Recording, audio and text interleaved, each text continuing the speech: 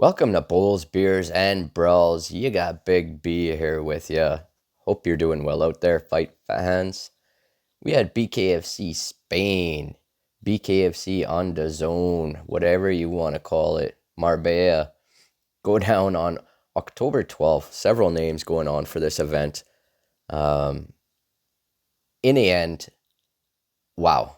I'm still blown away. Now, the event did just end moments ago here as I'm recording my instant reaction kind of deal. What a night. It was incredible. We had count them, three fucking championship belts on the line heading into Spain here. A bunch of people making their debuts, some highly anticipated, others surprising, fans and big wigs alike. So we got a lot to get to. I'm gonna go through the card here, top to bottom. I believe there's 11 fights at the bullfighting arena in Spain. What a wild night. We'll start it off with the main event and head our way down. So pitter patter, let's get at her. So the main event at BKFC Spain was for the lightweight championship. It was up for grabs, vacant belt on the line. We had the 3-0 Franco Tenaglia taking on the 6-0 Tony Soto. What an incredible fucking fight here, folks. Incredible fight to top off an amazing night. I mean, you couldn't ask for more. Both left it out there. In what my mind was an instant classic here. Franco Tenaglia takes the majority decision in the end after 5 rounds of punishment on both sides. I mean, Soto doesn't lose anything here by losing this fight. I mean, yeah, sure, he loses his O, but he gained massive respect from both fans. Conor McGregor chimed in, said he was doubling both guys' purses, plus they're going to get bonuses. And I mean, it was well earned. Both guys were battered, bruised, bleeding, and just left, like I said, left it all out there on the line. And from a promoter standpoint, from a fan standpoint, you couldn't ask for any more. What an incredible, incredible fight. I'm hoping that we see these two fight again somewhere down the line here. Somewhere down the pipe, a rematch has to come into play because this fight was just way too good to not capitalize on a rematch. Congratulations to Franco Tenaglia, grabbing that lightweight strap, moving to 4-0 now. The co-main in Marbella was for the welterweight strap. Austin Trout was defending for the first time. He went into this one 2-0. He was taking on the 9-2 Rico Franco. And holy smokes, folks, what a fight again. I mean, both hit each other with their best. Trout scored 2 knockdowns, which in the end is what really earned him the unanimous decision, as once again these fighters went all 5 rounds. But what a treat to watch these guys. I mean, in Franco, there's zero quit. He's almost robotic the way he just keeps moving forward. I mean, yeah, he got hurt, but he kept moving forward. It was just something that's not a human shouldn't do that. Let's put it that way. And then you switch over to Austin Trout. I mean, his movements are absolutely mesmerizing from a fan standpoint. I could only imagine what it would be like fighting him. Not easy at all with that movement. And plus, he's got the power to back up the movement. I don't know. It was absolutely fucking incredible. Again, co-main and main event both absolutely blew me away. Bravo to all involved. And in the feature fight, we had the middleweight strap up for grabs. Dave Mundell, 8-1. defending his belt against the 5-1 Danny Christie. Wow. Holy fuck, hey? Mundell showed here, he's just on an absolute other level right now. He battered Christie, and that was without taking much, realistically, if any, damage himself. Second round TKO for Dave Mundell. Calls out Mike Perry once again. He's still looking for that fight. And you know what, folks? Let's fucking give it to him. I say serve up Mike Perry to Dave Mundell. See who the baddest motherfucker really is. Let's do it. I think it's time. Dave Mundell's been calling for this for a long time. And I think the way he walked through Danny Christie here at BKFC Spain, it just proves he's ready. Now is the time. Give Mundell his dream fight. Make Perry fight a true bare-knuckle fighter. Let's fucking go. We also saw a featherweight scrap between Dan Chapman winning this one 5-0. He was taking on the debuting Mike Urich. And there's not a lot to say here, folks. Chapman absolutely blew through Urich with body shots. 3 knockdowns to the first round TKO. Moves to 6-0. Wow. Very well done to Dan Chapman in that featherweight division. And what I believe would have been the third fight of the main card here at BKFC Spain, we had a welterweight scrap. The 1-1 Felipe Maya, he was taking on the veteran 8-2 James Lilly. And wow, this one really fucking surprised me here. Maya absolutely destroyed Lilly in the first, made a huge statement that could and realistically should catapult Felipe into those welterweight rankings. I was shocked. And you know what, folks? I'm saying this as a fan. I mean, I absolutely love James Lilly. Love watching him fight, but I don't know if he's got it anymore. And I say that with all the respect in the world.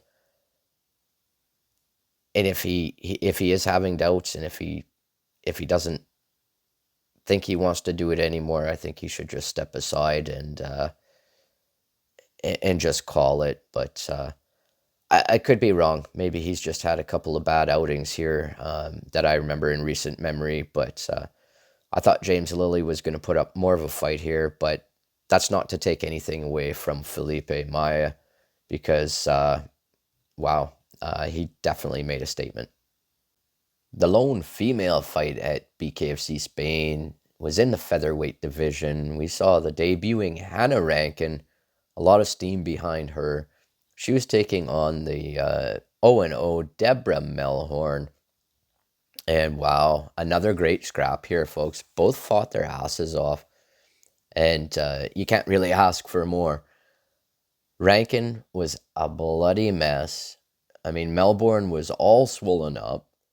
It goes all 5 rounds with Hannah Rankin nabbing the split decision. Now, if you were to show me a picture of these two girls, I probably would have said Melhorn, beat Rankin just on, I guess, cuts and damage alone. I thought Deborah Melhorn kind of was taken a little bit too lightly here, even though Rankin did get the split decision win. I'm hoping that's maybe a wake-up call for Hannah Rankin. That's now that she's got the first one under her belt, you can't look past any opponent inside that bare-knuckle squared circle. Next up, we saw a little bit of a different fight here in the lightweight division. It was Oscar Willis versus Ben Davis. Both fighters making their debut, obviously. You know what? This wasn't technical by any means, but to be completely honest, it was better than I expected. Hats off to both guys for stepping in there and duking it out bare knuckle, because that's not something that many people would do. Let's be honest. 4 knockdowns in the first round gives Oscar Willis the TKO victory. Uh, I mean, yeah, I had fun with it. I did make a video, saying like why are these two fighting on this card? And at that time they were on the prelims. It turns out they moved them to the main card, which made even less sense to me. But I took it for what it is, and I just had fun with it. And like I say, respect to both guys, because that's something that not many would do. Still a weird fucking fight to put on the main card of such a huge event, though, in my opinion. Opening up the main card, we had Yanis Baton 1-1 taking on Maxime Bellamy, who was 1-0. This was going down in the middleweight division, and it was a decent scrap overall to open up the card. Could have been maybe a little bit more excited to get the crowd involved right away, but it wasn't a bad fight by any means. Both took and received some big shots. It ends up going all 5 rounds, as a couple of knockdowns gives Baton the unanimous decision victory. And just like that, we're into the prelims.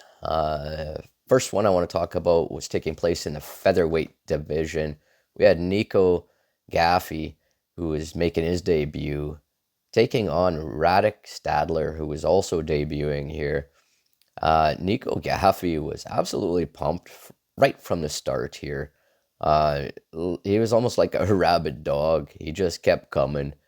He ends the fight in the second round with some beautiful body work. Great showing for the hometown Gaffey. And second prelim of the night was in the heavyweight division. 0-0 RB Chakayev. I was taking on the debuting Jose Daniel. Both throwing early, but it was RB Chakayev that landed the fight-ending blow. Daniel was absolutely out of it. The ref had no choice but to call it in the first round. First round TKO for RB. I thought it was a really good debut for RB Chakayev. And opening up the entire event was lightweight division. Fran Suarez, he was taking on David Mora.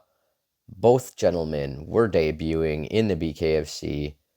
Now here, Suarez obviously wanted to brawl, but Mora stayed technical and ends up getting the 5th round doctor stoppage TKO.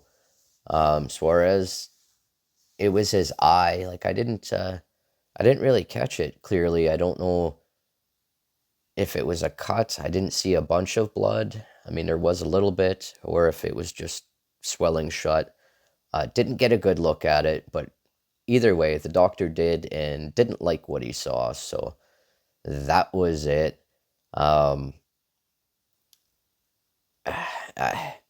It was a little bit anticlimactic ending, as it sometimes is with a doctor stoppage. But either way, congratulations to Mora. He gets the first round I lost it here, folks. I apologize. A little bit sick. It's been a long day already. David Mora gets the 5th round doctor stoppage TKO. And there we have it. BKFC Spain is in the books. Marbella, open air, bullfighting arena. Conor McGregor out there promoting the shit out of it. Most, if not all, of the fighters went out there and performed. So I mean, the production looked crisp, especially for an outdoor event. The lighting was good. What else can I say? I mean, I don't know about the DAZN graphics, like for the tail of the tape and that. I thought those were pretty bland compared to what BKFC normally uses, but But that's just me nitpicking about small details. What really matters was the fights, and they delivered. Awesome job done by BKFC Spain, and by all involved to make this happen, because it was a wild, wild night in a wild arena, um, with some wild people. It was just wild. Anyway, that's all I got for now. Thanks for joining me here on Bowls, Beers, and Brawls. Till next time, everybody, take care and peace. I think the trip and fumble over the train. I ride and wonder how we had all these things. I remember the times.